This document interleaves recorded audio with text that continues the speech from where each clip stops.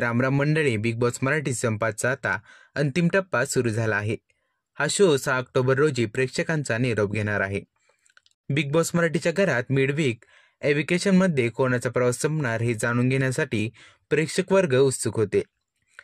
वर्षा उसगावकर, अभिजित सावंत, जान्हवी किल्लेकर, अंकिता प्रभू, वालावलकर, धनंजय पवार आणि सूरज चव्हाण यांच्यापैकी एका सदस्याचा प्रवास आज संपणार होता.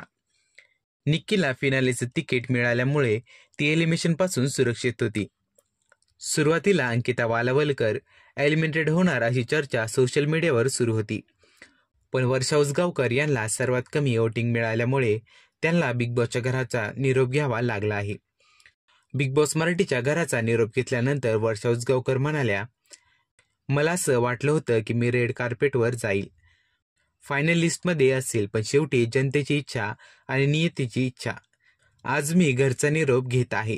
हे माझ्यासाठी खूप धक्कादायक आहे. शेवटपर्यंत इथे राहण्याची माझी खूप इच्छा होती, पण हरकत नाही. सगळी स्वप्ने आपल्या मनाप्रमाणे पूर्ण होत नाही.